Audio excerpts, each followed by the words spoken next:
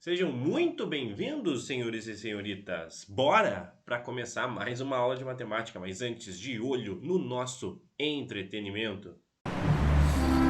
Morning, Zach. Hey, Todd.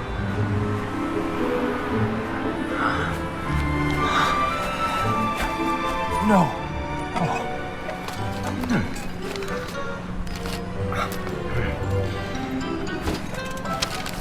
No. You got the Mentos? Yep. I knew it was fake. Oh! Look out! Oh my gosh! Get out of here! No! What? Stop Oh my it! goodness! Hurry, shut the door! Open the window. Continuando a parte dos polinômios, na última aula nós tínhamos observado o teorema do resto. O teorema que eu vou explicar na aula de hoje para vocês, nada mais que é uma consequência desse último teorema, que era o teorema do resto. Qual é esse teorema, professor, que nós vamos aprender nesta aula? Dentro dos polinômios, nós aprenderemos o teorema de D'Alembert. O que seria esse teorema de D'Alembert? Se ele é uma consequência do teorema do resto, professor? Bom, digamos que a gente tem um dado polinômio P e um alfa, né? E que esse polinômio seja divisível por um binômio, que nem nós vimos na última aula, no teorema do resto. Isso só acontece se ele é realmente divisível. Isso só acontece se e somente se esse alfa que a gente substituir dentro da variável x for uma raiz de p de x. Professor, o que era uma raiz do polinômio? Lembra, é um valor que você substitui dentro da variável e esse valor faz zerar o seu polinômio. Se isso acontece, nós dizemos que esse valor é uma raiz do polinômio. Então, somente há essa divisão por esse binômio, né, a divisão de um polinômio por um binômio, se esse valor alfa que acompanha o binômio, o segundo termo desse binômio, for uma raiz do polinômio, ou seja, quando ele zerar o polinômio. Se isso acontece, você pode efetuar a divisão. Vai haver um quociente como resposta. É isso. Então, para você não aplicar o método da chave já direto, você aplica o teorema de D'Alembert. Se for igual a zero, você já sabe que há a divisão. Então, você vai poder executar a divisão, se caso você queira encontrar o seu quociente. E também você já encontra uma das raízes do seu polinômio. Professor, não entendi nada do que você explicou até agora. Beleza, então vamos direto para o exemplo, onde vocês aprendem com os exemplos práticos, né? Então, vamos lá. Exemplo 1. Verificar se o polinômio, aqui eu coloquei no plural, mas é se apenas o polinômio é divisível pelo um polinômio b de x, no caso um binômio. Então vamos ver aqui o nosso polinômio. Digamos que o nosso polinômio p de x seja esse polinômio. Ele tem grau 4, né? Porque o maior expoente dele é o número 4, então esse polinômio tem grau 4. Não temos o termo ao cubo, né? E o polinômio b de x é exatamente esse polinômio, x menos 3, é um binômio. Lembra que eu só posso fazer isso pelo teorema do resto, como esse é uma consequência? Eu só podia aplicar a divisão se o meu binômio fosse de primeiro grau, ou seja, se o x estivesse elevado a 1.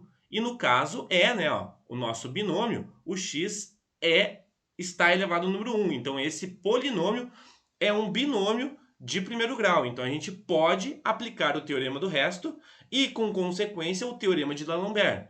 Olha só o que fala aqui então, ó. Se a gente aplicar um determinado valor no lugar do nosso x, esse valor a gente colocou como sendo alfa. Mas esse alfa pode ser qualquer valor numérico. É isso que ele está querendo mostrar para vocês no teorema. Tá? Então, se você substituir qualquer valor no lugar do x, especificamente esse valor alfa que acompanha o seu binômio, e o polinômio zerar, significa então que o polinômio p de x ele vai ser divisível por esse binômio, e esse valor de alfa, né, esse número que você vai encontrar nesse binômio, é exatamente a raiz do seu polinômio. É isso. Bom, vamos lá. Ó. Nesse formato, ó, x menos alfa, se você olhar para cá, ó, x menos 3, nós sabemos que quem é o alfa agora nesse caso é o número 3. O que ele pede para fazer então? Pega esse valor do alfa, que é o número 3, não confunda com o sinal, tá? Não é porque está um sinal negativo aqui que você vai levar o sinal negativo para cá. Bom, com o sinal negativo mostra que isso aqui é uma raiz do polinômio, né? Se caso ele venha a zerar o polinômio. Então o que a gente vai fazer? Só pegar o valor numérico. Tá, professor, esse aqui ao invés de menos fosse mais. Então, aí sim você traria para cá o menos 3. Ele sempre tem que ser negativo aqui no seu binômio, tá? Se ele for positivo, você traga para cá com o menos 3, né? Ou o valor que tiver no seu binômio. Bom, nesse caso o nosso alfa é 3. Então, olha aqui, ó. Substitua o alfa no lugar do x, ó. Então, todo x eu vou substituir pelo meu alfa. Só que o alfa é o número 3. Então, vamos substituir todas as variáveis x pelo número 3. Foi isso que eu fiz. O que a gente vai fazer agora? Vamos desenvolver esses cálculos. Se o valor desses cálculos ao final der zero, significa que o 3 é uma raiz do polinômio, porque ele fez o polinômio zerar. Então, vai haver a divisão de p de x por b de x. Professor, e se der qualquer outro valor que não seja o zero? Então, significa que esse valor não é uma raiz do polinômio e essa divisão não será exata. É isso que quer dizer o teorema de D'Alembert. Então, vamos lá. Ó. Vamos aplicar aqui a ordem matemática das operações. Primeiro as potências, depois as multiplicações, por último, somas e subtrações. Potência, 3 à quarta é 3 vezes 3 vezes 3 vezes 3, 4 vezes. 3 ao quadrado a gente sabe que é 9, 3 vezes 3 é a mesma coisa que 3 ao quadrado. 3 à quarta vai dar 81. Então, ó, desenvolvi só o 3 à quarta. 3 ao quadrado vai dar o número 9. 3 vezes 3 também dá 9.